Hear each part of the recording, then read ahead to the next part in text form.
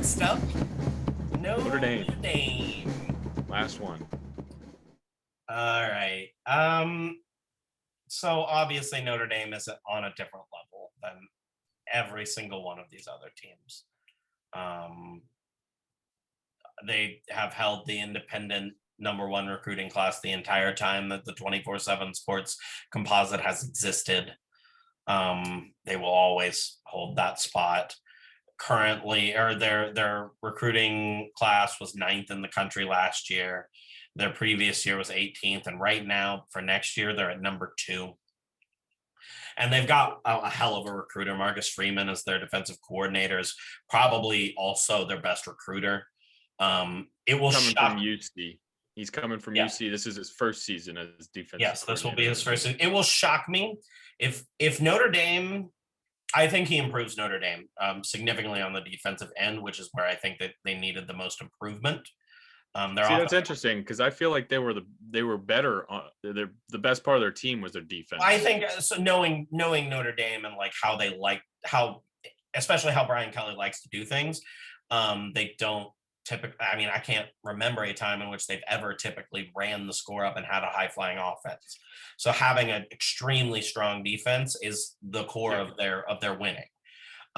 It would shock me if Marcus Freeman is not a head coach somewhere in the next 2 to 3 years. Oh, that fast? You think it happens? Okay. Yeah. I mean, honestly, there was talk about him being a head coach this year if he wouldn't have accepted the Notre Dame job. He had some interest from smaller schools. I could see him being a head coach at a Power 5 school in the next 4 years. I have that. I think honestly, Cincinnati's success is largely in part due to Marcus Freeman. Okay, so does that make you worried about Yes. UC for the next couple of years? Extremely. Yeah, I'm very worried. If I'm being entirely honest, if Luke Fickell, I think this year they're going to be very good. I think also that Notre Dame has a very good advantage over UC when they play each other this year on October 2nd, because Marcus Freeman has spent his entire time as a defensive coordinator watching every single player for the Bearcats. Yeah. So and recruiting them.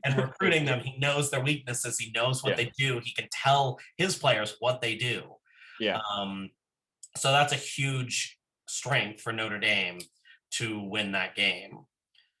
And it's honestly what makes me most fearful of that game. Had they not hired Marcus Freeman, I would be much more confident as a Cincinnati fan going into that game, thinking, okay, yeah, we can definitely compete with them, and it's a toss-up on the win. I think Notre Dame has the edge because of that, going into that game, particularly. Yeah. That being said, if Luke Fickell does really well this year, gets a Power 5 gig, which he stayed and not taken a lot of not taking the wrong offers, but if the right one comes along, Luke Fickell leaves. Marcus Freeman is the next head coach at Cincinnati, 100%. And if he's not, the Cincinnati fans will go wild. Unless he turns it down and doesn't want the job, which I also don't see happening. Well, then that would just make them hate him if he turns it down. Very true. Well, we already hate Brian Kelly. Why not? Yeah. But that's a conversation on Cincinnati. Sorry, we got so off topic. Yeah, no worries. No, but Notre Dame is going to be good this year. I think their defense is going to be very good this year. I don't think they're going to be quite as good as last year because their offense took quite a bit of a pretty big hit. So I think on the offensive side of the ball, I don't think they're going to be able to move it quite as well as they were able to this last year. I agree. I'm maybe not quite as optimistic on you on their season. I think it's going to be relatively a down year. Obviously, the goal at Notre Dame right now is playoffs or bust, pretty much. That's the only thing they can really shoot for. They don't have a conference championship they can get. They're trying to make the playoffs. They're trying to win the national championship. And they're losing their starting quarterback. They're losing 2 starting offensive linemen. They're losing a bunch of guys on defense. There's the guy that gets drafted by the Browns. I can't remember his name now. Defensive edge rusher that was really good. So I think, especially on the offensive side of the ball, I think they're going to find it really difficult this year. Yeah. They're getting Jack Cohn, a transfer coming in from Wisconsin, Yeah. who's probably going to be their starting quarterback. And I have a bias against Wisconsin quarterbacks that aren't Russell Wilson. And I just don't think that if you're. Is that the kid that started so well? Yeah, like 2 or 3 years ago, he came in. Oh, okay. No, the Wisconsin had a kid. He started out the season like phenomenal, like threw an absurd amount of passes for touchdowns in their The first lefty. game. Yeah, yeah. So it's not that kid. No, it's not that guy. Okay. Yeah. He came in for, I don't know if you remember this Wisconsin quarterback, Alex Hornibrook. I don't know if you remember him, but Hornibrook got hurt a couple of years ago, and then Cohn came in for him. But then, the guy that you're thinking of this past year, the guy came in, he took over for Cohn because I think he was a higher recruit or something like that. But yeah, so it's looking like he's going to be the starter, which doesn't give me a lot of excitement. It doesn't encourage me. They're going to be starting two true freshmen on the offensive line, which, even though it's Notre Dame and they just churn out offensive linemen like it's their job, it basically is at this point. But I think it'll take a little bit for these true freshmen to come in and establish themselves. I think that you have a very good point. I'm not going to lie. I think that Brian Kelly is a very good coach. I agree with that. I'm not saying they're going to have one of those 6 and 6 years. I just think they're going to be slightly better than you think. I don't think they're going to be in the playoff conversation. I mean, if they're undefeated at the end of the year, they are. Yeah, but I don't think but I don't think they're going undefeated. Let's look at their schedule.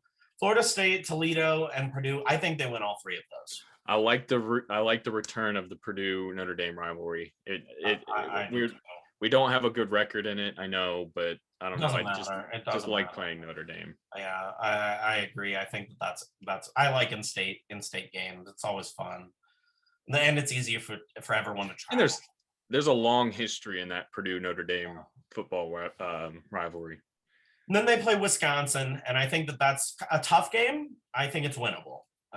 It's winnable, but I think I think Wisconsin takes that game.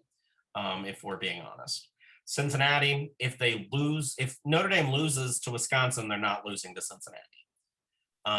If they win to Wisconsin, I think Cincinnati has a little bit more of an advantage because they're not angry.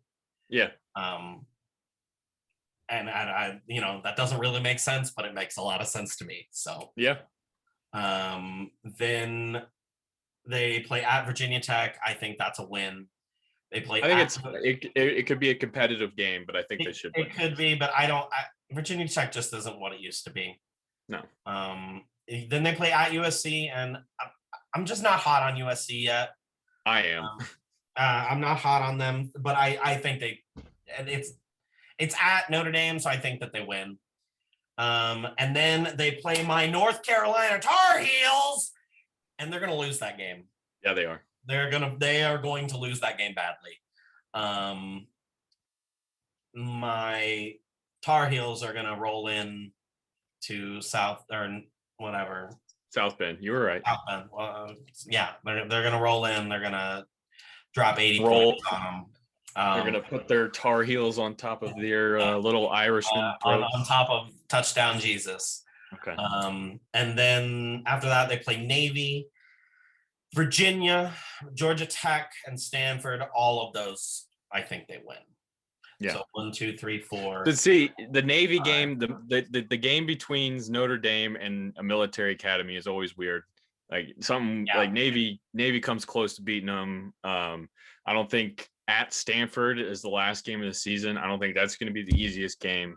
All I'm saying is I don't think they're going to be in the playoff conversation this year, and to not be in the playoff conversation is probably going to take 2 losses.